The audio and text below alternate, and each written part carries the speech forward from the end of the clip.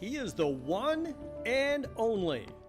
Henry Ludwig Pilkowski is the only world boxing champion from the city of Syracuse to have been born here, live his adult life here, and die here.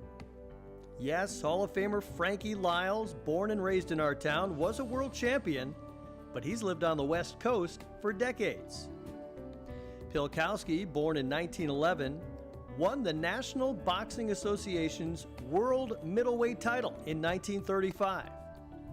Years earlier, he had falsified his age and name to join the service, winning the all-Navy middleweight crown under the pseudonym Sailor Pulaski. As a pro pugilist from 1929 to 39, the name became Babe Risko, Eddie Babe Risko. And so the name remained the same until his death from a heart attack in 1957 at the age of 45 in his Eastwood home, across the street from his manager, Gabe Genovese. My Uncle Babe told his brother Vince, boxing is like an apple pie, everyone takes a piece. Risko's piece of the pie did not make him a wealthy man, retiring after a 102-bout pro career, 732 rounds of boxing. When the then obscure undercard fighter scored a stunning technical knockout of champ Teddy Yarosz in a non-title bout on New Year's Day 1935, he earned $400. More importantly, though, he gained a title shot and dethroned Yarosz later that year in a 15-rounder in Pittsburgh, a fight that drew 13,228 fans.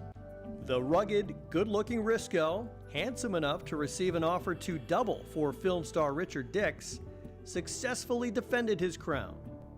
But he then lost it to Freddie Steele in 1936 and could not regain it when they met again in Madison Square Garden, Babe's biggest payday. He also fulfilled his dream of all boxers to fight in Madison Square Garden. This is the ring that he fought in, the battlefield of all rings in the world, and Babe fought in this ring many times. While his career record of 64 wins, 18 by knockout, 26 losses, and 12 draws is good, Babe won 79%, going 58, 12, and 10 from 1929 to 35.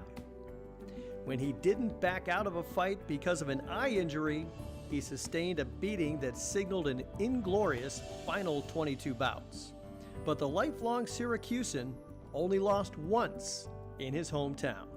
A year before fighting Pittsburgh's great Billy Conn, Babe married childhood sweetheart Sally Siborowski.